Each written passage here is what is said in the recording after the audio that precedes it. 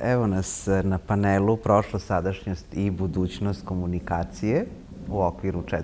Evropske konferencije posvećene manjinskim i lokalnim medijima i obzirom na mogućnosti koje nam ova godina pruža, odnosno nemogućnosti, imam priliku da razgovaram danas sa Marijom Mandić ispred Balkanološkog instituta Srpske akademije nauka i umetnosti.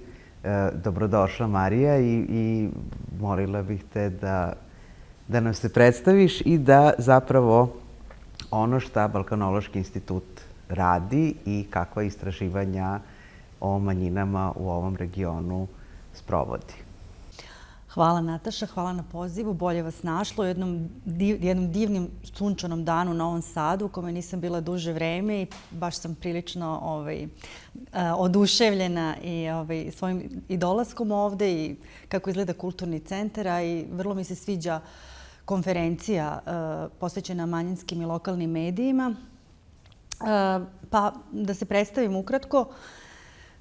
Znači, radim na Balkanološkom institutu SANU kao viša naučna saradnica.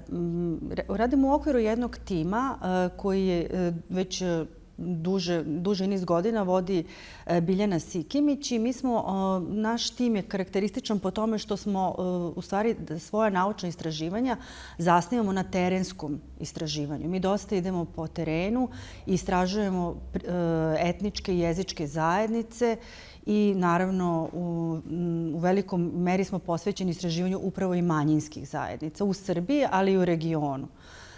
Ono što nas zanima u tim istraživanjima jeste jezičko i kulturno pamćenje koje nose pripadnici raznih zajednica, zatim jezički i kulturni kontakt. Zanimaju nas i usmene istorije i uopšte mi se trudimo da odlazeći na terene, razgovarajući sa ljudima i snimajući te razgovore, približimo se tačke gledišta samih ljudi koje snimamo. Znači, želimo da nekako prenesemo i kroz posle svoje naučne radove tu tačku gledišta, znači ljudi koji žive u svojim lokalnim zajednicama. Tako da zanimljivo je da Balkanološki institut tokom tog terenskog rada, odnosno ovaj tim konkretno, mi smo napravili jednu veliku arhivu koja se zove Digitalna arhiva Balkanološkog instituta, skraćeno DABI. I tu zaista, mislim da mi to nismo prebrojali, koliko mi imamo stotine i stotine sati snimljenih razgovora sa pripadnicima raznih zajednica. Vojvodina je možda i najzastupljenija u našim istraživanjima i skoro da ne postoji zajednica u Vojvodini koju mi nismo istraživali. Znači imamo i video i audio snimke i taj arhiv je dostupan trenutno u okviru interne mreže Srpske akademije. Znači još uvijek nije online dostupan, ali u nekoj daljoj budućnosti, pošto je teško ovladati tim ogromnim materijalom, zaista bi bilo dobro da dobar deo tog materijala bude dostupan i široj publici online. I još jedan princip našeg rada je da kada god možemo, govorimo na jezicima maternjim jezicima sa tim pripadnicima manjina. Tako da u našem timu ima istraživača koji govore više jezika i koji se trude da razgovaraju na jezicima etničkih i jezičkih zajednica, na njihovim jezicima, da sprovode intervjue. Hvala ti. Da li bi mogla da nam daš neki istorijat što se tiče komuniciranja konkretno manjinskih zajednica pre nego što pređemo na sadašnji trenutak? Onako mislim da je taj deo ipak tvoj i da onako na koji način ga posmatraš kao istraživač. Misliš prošlost? Pa da, uopšte komunikacije, mislim, jer sada i uopšte tema nam je ove cele konferencije budućnost komunikacije, jer zaista ne možemo više komunikaciju da razumemo samo kao prenošenje informacija, znači da medije na taj način osvetljavamo, nego da je jednostavno kada se radi o konkretno manjinskim medijima, koliko smo, evo mi već ovaj dijalog vodimo, ovo je 9. put i osvetljavali smo ga zaista na različite načine. Jedan od meni veoma dragih momenata je kada smo imali propitivanje na temu da li su manjinski mediji kulturno nasleđe, jer oni zaista i dospevaju praktično i u taj nivo razumevanja njihovog komuniciranja. Da, to je bila jedna od tema vaših prethodnih skupova, da. Pa evo sad ću da probam da odgovorim na to pitanje. Samo sam htjela još nešto da napomenem kad sam već pričala o institutu, prosto da ne ostanem nedorečena, jer budući da smo mi naučni institut, znači mi ne završavamo se na terenskim istraživanjima, nego mi posle objavljujemo naučne radove i publikacije. Tako da nekako se trudimo da to što smo dobili sa terena iskomuniciramo kroz naučne radove i također mi se dosta trudimo i da citiramo u tim naučnim radovima diskurs, govor ljudi koje smo intervjuisali. Tako da sam i donela neke knjige koje će posle možda moći da se vide i naučne publikacije na kojima mi radimo. A što se tiče ovog drugog pitanja, ja mislim da je to izuzetno važno pitanje, zato što mislim da bez pravog razumevanja prošlosti stvarno nema budućnosti. I da zaista, recimo, moje zanimanje preko nauke prošlošću me vrlo često odvede zaista ka budućnosti. To je jedan zanimljiv spoj i mislim da ljudi greše kada zanemaruju proučavanje i nasleđa prošlosti i kulturnog nasleđa, smatrajući da to nema veze sa sadašnjošću. Naprotiv, ne da ima veze sa sadašnjošću, nego ima veze i sa budućnošću. Što se tiče ove komunikacije, isto se slažem s tobom da je zaista manjinske medije, uopšte medije treba shvatiti kao komunikaciju. Ono što sam ja primetila proučavajući prošlost ovog regiona i zajednica jeste u stvari da je na ovom području da postoji tradicija višejezičnosti koja se nažalost smanjuje sa dolaskom modernog doba, smanjuje se. Sada mi možemo da razmišljamo zašto je nekada postojala veća potreba ljudi da uče jezike svojih suseda i da komuniciraju u manjoj ili većoj meri na njima i zašto moderno doba nameće te okvire da se ta potreba gubi. Ali definitivno proučavanja jezičkih zajednica Vojvodine, recimo, na primjer, i pokazuju nam da je ovdje višejezičnost, to se čak i u nauci postoji termin za to, baš za ovo područje Srednje Evrope i jugoistočne Evrope, da se to zove se življena višejezičnost. Znači da su od malih nogu, kada pričate sa tim starijim ljudima kako su naučili neki jezik, pa kao igrao sam se sa decom. Znači, na spontane načine su, ne samo u školi, nego i na spontane načine su ljudi učili jezike svojih suseda, igrajući se sa decom. Onda, također, u tim našim intervjuima mi smo saznali da je obavezno bilo svako ko je imao neku privatnu radnju, naročito trgovci, da je obavezno bilo poznavanje makar u nekom stepenu jezika suseda i da su se trudili da komuniciraju sa svojim mušterijama na njihovom jeziku, da tako pokažu otvorenost ka svim mušterijama, odnosno stanovnicima, građanima koji žive u tom gradu. Zatim, otkrili smo jedan jako zanimljiv običaj koji ja, na primjer, nisam znala, a posle se ispostavilo da je bio raširen i u celoj Habsburškoj monarhiji i sve do 50. godina u Vojvodini i u Mađarskoj i nekim delovima Austrije, a to je običaj razmene dece. Znači, ljudi su se trudili da njihova deca nauče jezik suseda i onda su na jedan neformalan način i to pokušavali. Tako što bi preko leta poslali svoje sinove ili ćerke u porodice, Srbi u nemačke porodice, Nemci u srpske i tako i sa Mađarima. I onda bi, na primjer, deca provodila mesec, dva u toj porodici učeći jezik i učeći ne samo jezik, nego oni su govorili da treba da nauči jezik i recepte i kako oni žive i da vrati to znanje u svoju porodicu. I tako su se organizovali, taj jezički kulturni kontakt je bio živ i ne samo kroz školovanje, nego i na jedan neformalan način, što su ljudi sami osmišljavali načine kako da imaju te kulturne jezičke razmene. Tako da ta prošlost nosi mnogo zanimljivih primjera. Također, sad sam govorila o neformalnim praksama, a o formalnim možemo isto razmišljati kakve su sve forme obrazovanja postojale i kako su ljudi slali svoju decu u škole različitih jezika sa namerom da nauče jezik suseda. I onda uloga štampe u jednom takvom društvu gde jezik nije više prepreka je itekako još značajnije, jer tu zaista onda ta štampa na različitim jezicima zaista postaje sredstvo jedne kulturne razmene. Ne morate uvijek da se slažete, jeli? Tako da, ja mislim da ono što je karakteristično je da, na primjer, štampa, pa čak i u međuratnom periodu na tlu Vojvodine, da je mnogo više ljudi iz različitih jezičkih zajednica čitalo štampu svojih suseda, učestvovalo na neki način u tim debatama koji su se pokretale u manjinskim medijima, slagali se ili ne slagali. Znači, ali mi moramo prvo da budemo informisani šta se artikuliše u nekoj jezičkoj, političkoj, kulturnoj zajednici, da bismo se možda slagali ili ne slagali ili još ste ušli u dijalog. Tako je.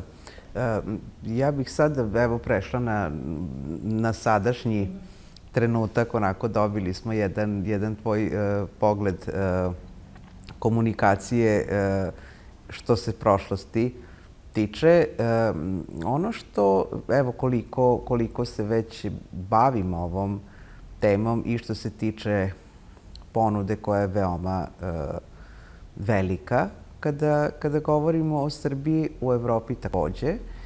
I ono što je interesantno je da zapravo umrežavanja i povezivanja medija u asocijacije, organizacije, zapravo, naročito kada su manjinski mediji u pitanju, njima daje jednu novu artikulaciju, zato što je po raznoraznim osnovama se može ići i ka tome da je svaki pojedinačni manjinski medij lak za eliminaciju, kako god se to razumelo. A kada su udruženi i kada zajedno nastupaju, onda je to je jedna snaga koju zapravo ne može niko da je ne vidi. Jer ono što jeste činjenica u Evropi da se 50 miliona ljudi izjašnjava kao manjina. To je ogroman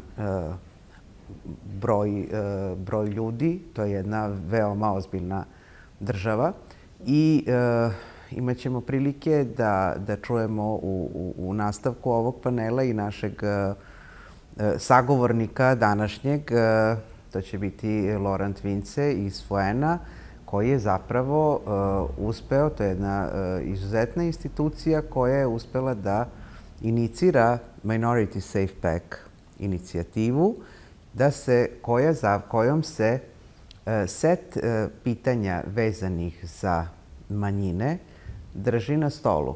Znači, to je inicijativa bila koja je zahtevala da se prikupi 1 milion validnih potpisa da bi ta inicijativa uopšte bila uvedena u redovnu proceduru i čak je bila opasnost da ukoliko se ne dostigne taj broj ljudi, da se tek to posponira za 10 godina i tada bi moglo ponovo da se vrati, što je veliki rizik jer trenutno prisustvujemo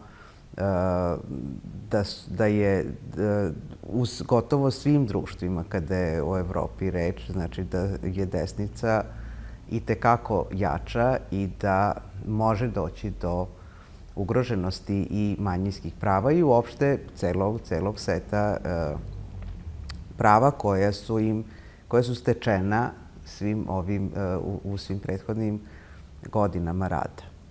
I takođe bih se, pošto je običaj bio da panel koji moderiram na ovoj konferenciji, da su sa nama i gosti iz MIDAS-a, to je Evropska asocijacija manjinskih dnevnih listova. Nažalost, nisu mogli da doputuju ove godine u Novi Sad i htela bih da prenesem da je Midas veoma bio aktivan sada bez obzira na sve nevolje koje je pandemija donela, znači i da je to zapravo način da manjinski mediji budu prisutni i vidljivi u javnom dijalogu. Mislim, to je naš moto ove konferencije od njenog prvog izvođenja, a mislim da je to veoma važno. Pa slažem se. Ja smatram da u tim odnosima manjine većina koji su zaista postale u stvari tako koji su ušli u taj okvir ili ušli u te koncepte manjina većina sa formiranjem modernih tih nacija država, znači negde počevo od 19. veka i ranije je naravno bilo dominantnih naroda i podređenih naroda, ali baš taj koncept o kome mi sada govorimo praktično u primjeni od ovog poretka nekog nacije država, kako ga mi zovemo. Ono što ja se vraćam na problem komunikacije, znači zato što mi očekujemo u modernim društvima da uglavnom manjine budu više jezične, a da većina i da se prilagode većini. Međutim, smatram da ako govorimo o komunikaciji, moramo da radimo na nekoj vrsti ravnopravnosti u komunikaciji i da u tim naročito etnički mešovitim sredinama radimo na i senzibilizaciji većine, a takođe i na razvoju višejezičnosti i kod većinske jezičke ili etničke zajednice. I tek da ne govorimo da postoji puno ljudi koji imaju višestruke te identitete. I isto se slažem sa tobom da je ta udruživanje manjinskih medija itekako važno. Znači, prvo da se vidi da je to recimo, manjine koje postoje, kao što si rekla, brojne, znači možda i nisu onda na neki način manjine.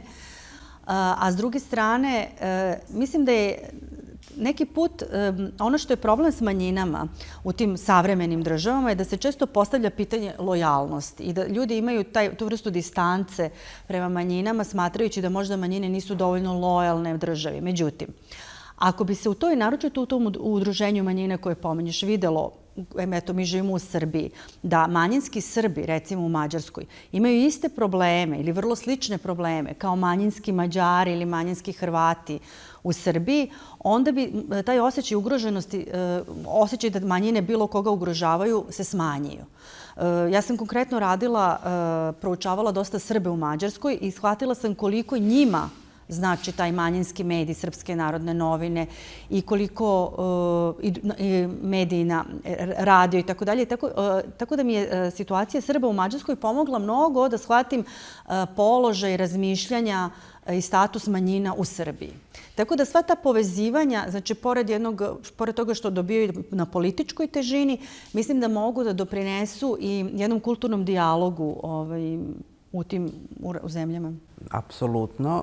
Mislim, evo sad upravo smo mi i pokrenuli, sad sticajem okolnosti je krajem oktobra je izašao prvo izdanje dodatka u Vremenu, koje zapravo će se baviti manjinskim zajednicama u Srbiji, izlazit će jednom mesečno i gde smo uradili zapravo da se jedan životni pristup svakoj zajednici ovog puta pokaže, znači bez ikakvih drugih namera, da bude dvojezičan dodatak, da ljudi vide kada čitaju srpsku verziju, da je pored toga i verzija na jeziku koji se u toj zajednici govori, da se vidi da li je slična gramatika, da li su slova ista ili različita i sve. Mislim da je to jako važno i da jednostavno nesuglasice i mogućnosti za drugačiju vrstu osjećaja dolaze zapravo iz nepoznavanja. I da je to suština. Imamo jako jedan dobar model koji je, mislim, jedinstven u celom svetu, u Evropi sigurno. Prošle godine su sa nama bile kolege koji su zapravo uspeli da, i mi smo to pročitali kao inovaciju u medijima, i na ovoj konferenciji se i govorilo o tome da zaista i teoretičari potvrđuju tu činjenicu da inovacija nije samo tehnologija i inovacija u tehnologiji, nego inovacija apsolutno može biti i u samom društvu i u samom, kroz saradnju može da se inovira. Tako da imamo sjajan jedan primer, meni je to fascinantno zaista, da su manjinski i većinski, danski i nemački mediji krenuli u saradnju koja već, evo, je 10 godina funkcioniše fenomenalno. Znači, danski mediji iz Nemačke i nemački većinski mediji i obrnuto, isto tako nemački mediji u Danskoj i većinski danski. Znači, oni imaju način kako sarađuju. To je zapravo i ta dva manjinska medija su članovi ove pomenute već Evropske asocijacije manjinskih dnevnih listova i to je eksperiment koji je pokazao se kao dobar i koji je, i čuli smo da on nije iniciran ni sa čije strane, osim od strane medija, što je zapravo i ta inspiracija o kojoj smo takođe na ovoj konferenciji već govorili. Ona je neophodna da se stvari dogode, da se napravi neki novi kvalitet. Jer, evo, sada sam isto imala prilike da čujem da je tokom ovih sada meseci i pandemije i teškoća u izdavanju novina, da su kolege iz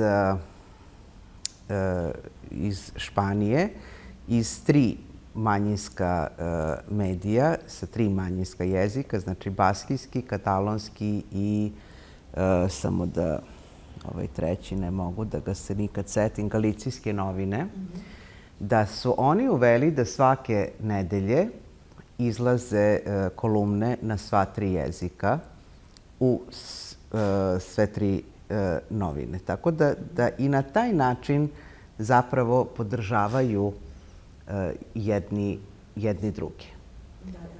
A ono što je, recimo, što je po meni dobro što je urađeno, nisam sigurna koliko se to i dalje o tome vodi računa, a trebalo bi, da su manjinski mediji iz Srbije pre nekoliko godina je već krenula praksa da se pojedini članci prevode na srpski jezik i kače na sajt. Naravno da niko ne očekuje da ceo sadržaj bude preveden, ali ono što može biti interesantno za većinski narod ili za neku drugu manjinsku zajednicu, to treba da bude dostupno i to je način kako da se dođe do novih čitalaca, jer sam sigurna da postoje ljudi koje te teme interesuju. Da, kako da ne. Da li možda misliš ja sam se isto vrlo prijatno iznenadila kad sam čula da postoji, da li to projekat Komšijske novosti, gde je baš nastao kao projekat sa idejom da se prevode vesti iz manjinskih jezika i na srpski i verovatno i na druge manjinske jezike, prosto da bi te neke vesti cirkulisale. Samo elementarno poznavanje jezika, kada, na primjer, otvorimo neki portal nekog manjinskog medija, na primjer Mođor.so ili, na primjer, ja sam neki put otvorim i Koha Ditore ili tako nešto, znači onda meni je vrlo zanimljivo da vidim koje teme cirkulišu. Nisu iste teme. I zanimljivo je šta tu konkretno zajednicu u tom trenutku zanima, na šta stavlja akcenat, koji su tekući problemi. Tako da mislim mislim da u kontekstu toga manjinske medije možemo da posmatramo i u vezi sa regionalnim medijima. Znači ta neka vrsta širenja interesa za probleme lokalnih sredina, regija, a ne samo centra. Tako da mislim da manjinski mediji se uklapaju u tu priču. Znači i manjinski i regionalni.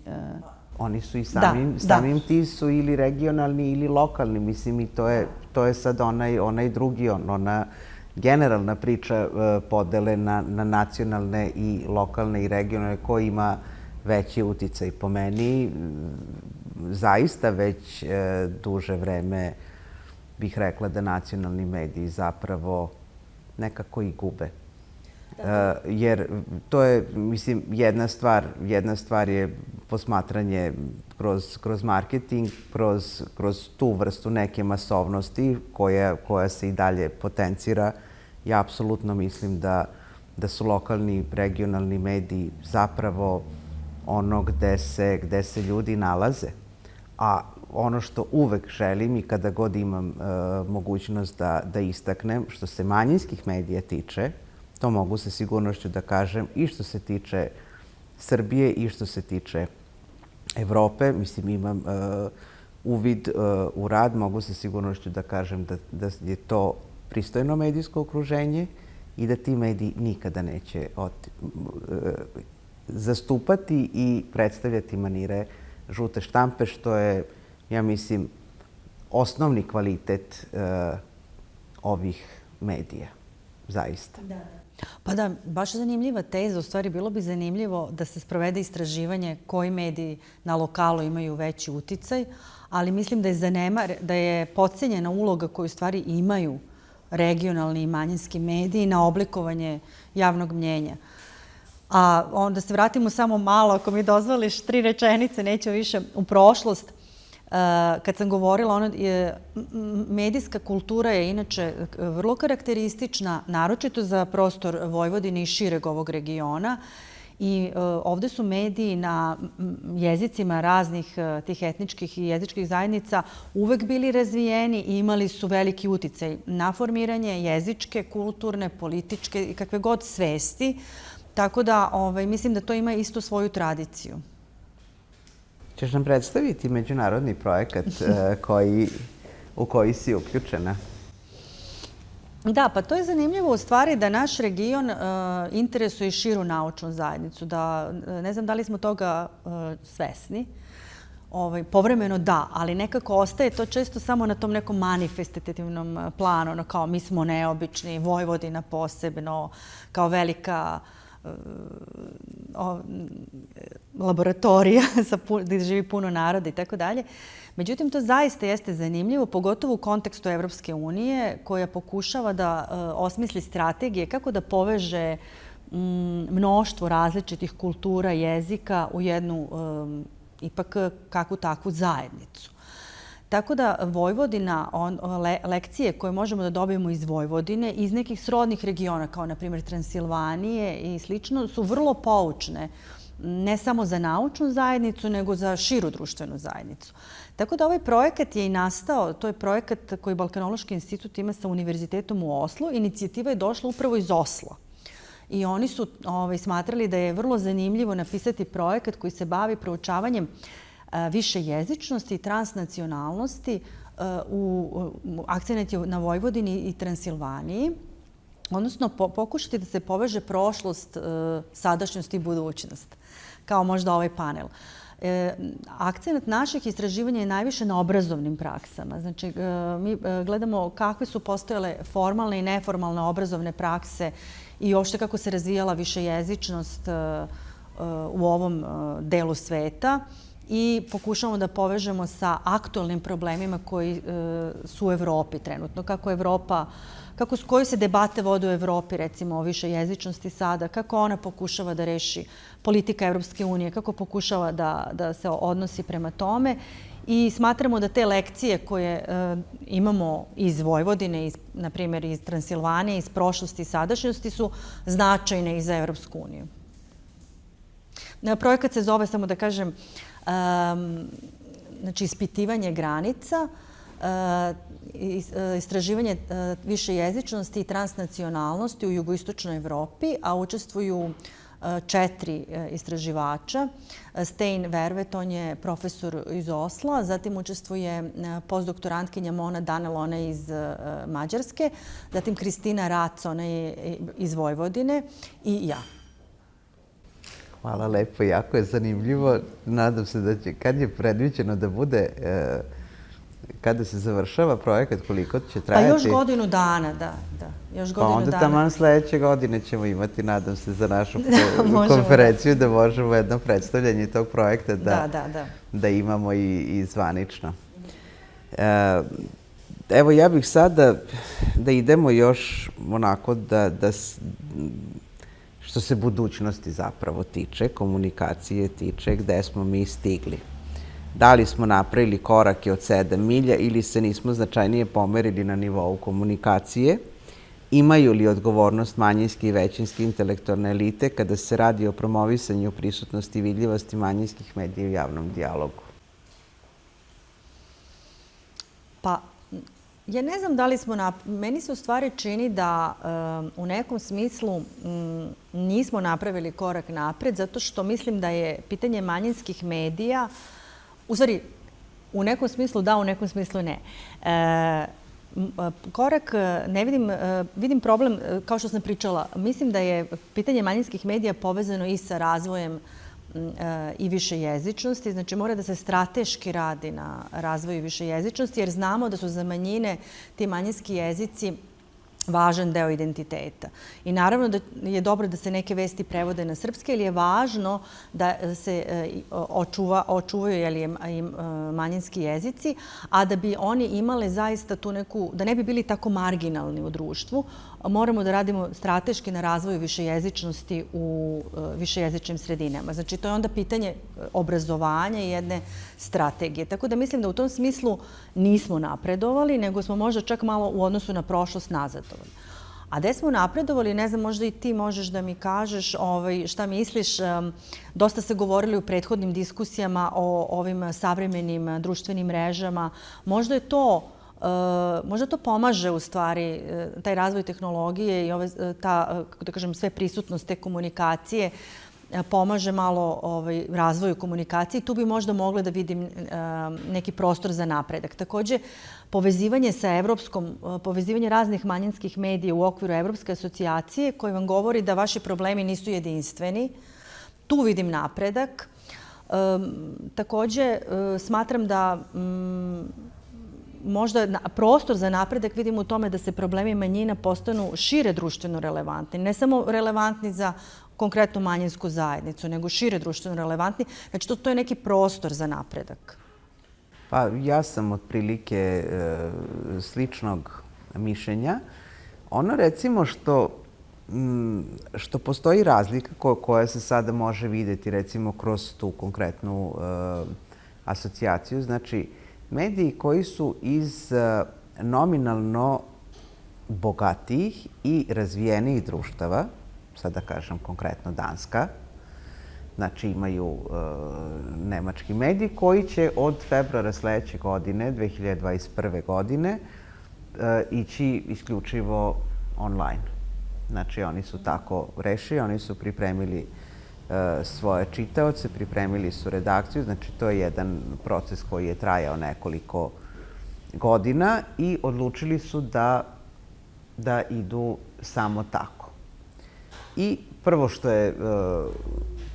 je trebalo, znači kao i svuda, mislim, prvi su se opirali i sami novinari i cela redakcija i posle su polako kroz rad sa čitaocima došli do toga da je to najbolji način.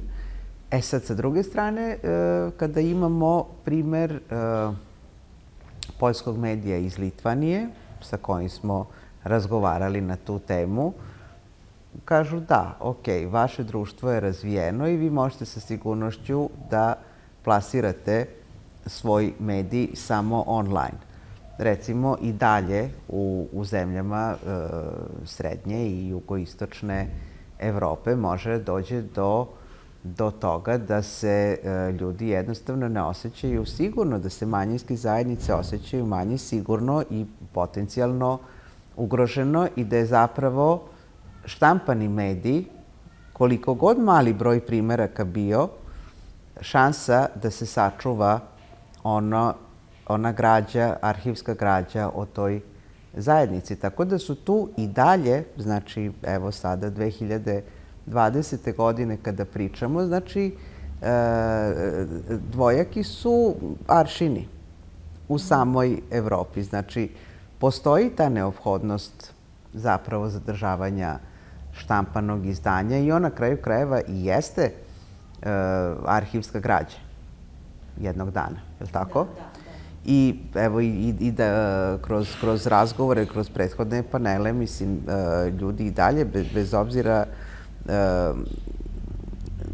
da li ljudi imaju više naviku kupovine štampanih izdanja medija ili ne, znači ona je neophodna da postoji, jer šta kada se desi ako pukne sistem, ako pukne internet, ako se jednostavno dođe do nema podataka. Da. Mislim, mislili smo su takve stvari nemoguće. Mislim, ne da nas je demantovala ova godina i ne da je napravila onako da je ta sigurnost koju je tehnologija pružala, mislim, do pre godinu dana, kada su ljudi sa sigurnošću mogli da posmatraju svet kao jednu konstantu i kao nešto što ide pa ide.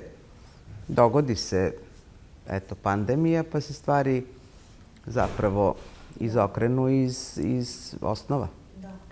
Pa potpuno se slažem. Znaš, ne mislim samo da je važno zbog toga što će možda jednog dana pući sistem i neće ostati možda dovoljno tragova, nego mislim da mi ne živimo samo u virtualnom okruženju. Znači, naravno da je to sad virtualno okruženje vrlo značajno, posebno za mlade generacije, međutim, mi zaista živimo i u realnom okruženju i potrebno je da druge kulture, znači kulture o kojima pričamo i manjinski jezici budu prosto i vidljivi.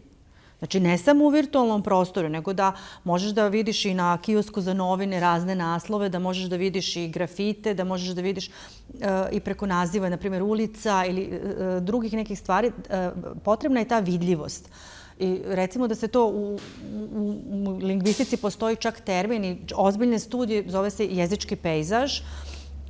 Ja sam u početku mislila, pa šta jezički pejzaž? Znači, šta to znači? Ti odeš i opišeš kao šta vidiš, izađeš na ulicu i šta se sve vidi od jezičkog pejzaža. Latinica, ćirilica, prisustvo engleskog, prisustvo drugih jezika. Međutim, studirajući jezičke pejzaže, pokazalo se da oni vrlo ozbiljno utiču na strukturiranje nekog prostora, na oblikovanje i svesti kod ljudi i na to da li se osjećaju sigurno, nesigurno. Znači, zaista su, kako da kažem, taj pejzaži, jezički pejzaži su konstitutivni element društva. Tako da mislim da višestruko je značajno da, kao i svi mediji, manjinski mediji ostanu prisutni u svim sferama, i virtualnom, ali i ovom realnom. Ne realnom, nego fizičkom, recimo opipljivom, da. Tako je, mislim, ono što zapravo jeste najveći izazov, čini mi se, je ta velika razlika između čitalaca, slušalaca, gledalaca. Znači, kako prilagoditi jedan medij ljudima koji su totalno jednog starog kova i kako pridobiti nove čitaoce, jer, mislim, mediju ne sme da se dogodi da stari sa svojom publikom. Mislim, onda je to jednostavno, to nije put. Znači, veoma izazovno pronaći, pa evo, čuli smo sada i da se čak i verski mediji odlučuju na TikTok kao platformu da bi se približili mladima, mislim, što je onako fascinantno za čuti. Tako da, stvarno, ono što može da se kaže i što se potvrđuje već od početka ovog dijaloga, evo skoro 10 godina, da stvarno mora svuda da se bude i da se bude prisutan na način kako to slušaoci i gledaoci žele. Da. I meni je bilo zanimljivo da čujem iz prethodnog panela to kako se koriste te savremene društvene mreže u promociji manjinskih medijskih sadržaja ili manjinskih ili verskih sadržaja. I mislim da je to vrlo značajno. I zašto da ne? Mislim, to je deo našeg doba, deo modernosti. Znači, mislim da zaista sve sadržaje treba posredovati koristeći te medije i naravno i manjinske. I meni je zanimljivo, pošto pričamo o sadašnjosti i budućnosti, bila sam pre neki dan na Zoom konferenciji Manjinski mediji i urbani prostor. I govorili su, to organizovao Hrvatski kulturni centar iz Beča, bila su predavanja o jeziku gradišćanskih Hrvata u prostoru grada Beča, zatim o sefardima, sefardskom jeziku u Beogradu, o lužičko-srpskom u gradskim sredinama Nemačke i tako dalje. I zanimljivo je, ono što sam čula, recimo, zanimljiva se stvar dešava u Nemačkoj sa lužičko-srpskim, da su oni u poslednje vreme jednostavno došli do toga da su počeli da brendiraju lužičko-srpski kao jezik i kao manjinski identitet putem dizajna. I onda prave torbe, majice, dukseve koji kupuju kao suveniri razni ljudi. Mislim, ne samo Nemci, nego i oni koji dolaze kao turisti u Nemačku, jer to postaje kao fancy in, vidjeti taj govor u prostoru Nemačke ili taj identitet. Tako da mislim da je tu negde isto jedna vrsta mogućnosti i budućnosti da se manjinski identiteti, manjinski jezici na neki način povezuju i sa dizajnom i sa novim brendovima i da na neki način dobijaju i na prestižu. Znači da ne bude samo da... Mi stalno kada govorimo o manjinskim medijima govorimo o nekoj marginalizaciji. Pa možemo možda malo i da obrnemo priču i da počnemo da pričamo kako mogu oni da postanu prestižni ili kako mogu da postanu na neki način tako da mi je ta lužičko-srpska priča bila zanimljiva. Pa i jeste zapravo. Mislim, mediji se onako u savremenim definicijama se zapravo mediji jesu deo kreativne industrije. Mislim, između ostalog. Tako da ta njihova osnovni razlog postojanja medija je, čini mi se, daleko prevaziđen već svim onim šta oni zapravo nude. Znači, prenos informacije, to je onako samo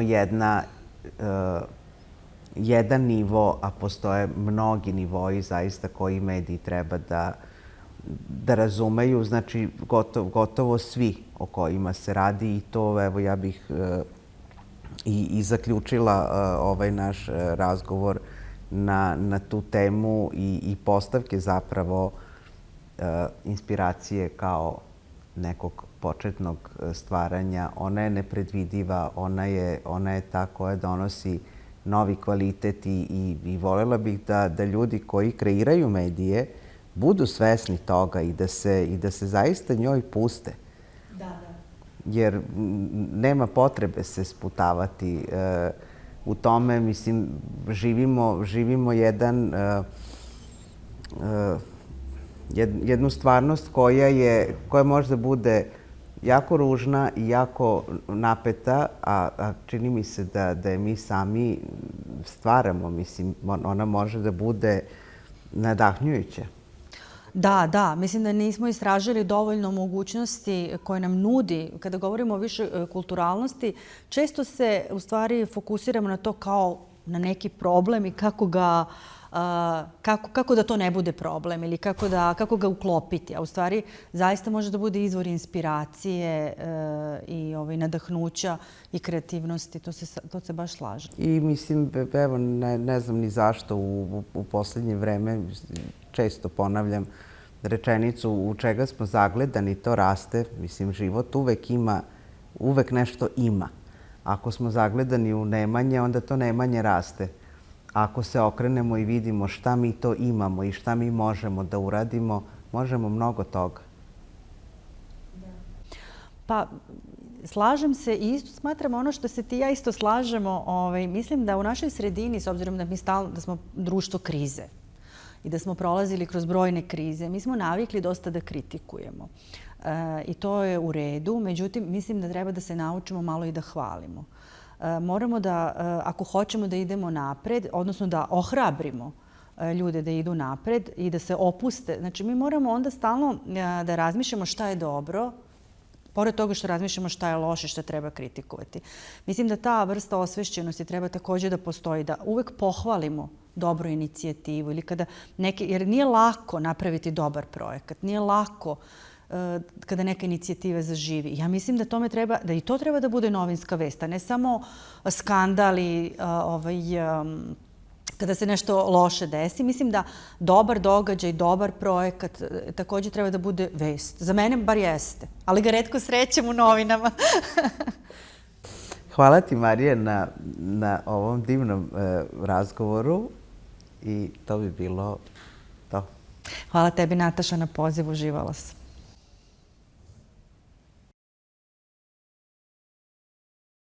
Dear participants of the 4th European Conference devoted to minority and local media, dear Natasha, ladies and gentlemen, thank you very much for your invitation. I am honored to address this conference for the second time on behalf of the FUAN, the Federal Union of European Nationalities, this time also as member of the European Parliament. Once again, as the European umbrella organization of autochthonous national minorities, nationalities and language groups, we are proud to be partner of this year's event. Unfortunately, due to the COVID-19 pandemic, we cannot meet in person. In line with the main topic of the conference, future and communication, I am glad that this year's conference is taking place in a hybrid format. On behalf of FUAN's 103 member organizations in 35 European countries, thank you for persisting. We are grateful to all of the representatives of minority media for their hard work.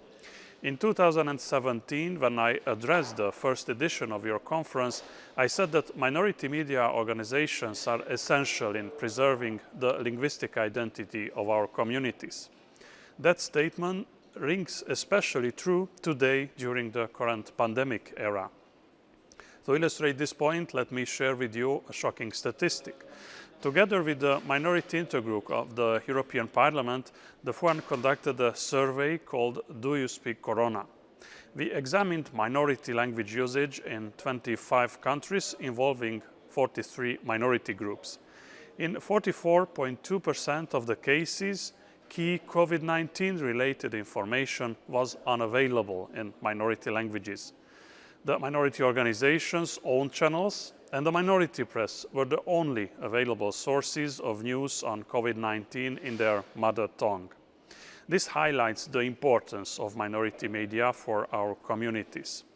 The minority media organizations have a vital role in ensuring that trustworthy and life-saving information on the pandemic reaches minority communities and language groups. Sadly, despite their important role, minority media organizations are facing an extremely difficult situation during the pandemic. As co-chair of the European Parliament's Intergroup for Traditional Minorities, National Communities and Languages, I was honored to host a remote meeting in the first part of the year to listen to the alarming report presented by the European Association of Daily Newspapers in Minority and Regional Languages, the MIDAS, at a meeting. According to the president of MIDAS, Edita Slezakova, the financial situation of minority media is as bad as during the 2009-2008 world financial crisis. Written press distribution has stopped or stalled in many places.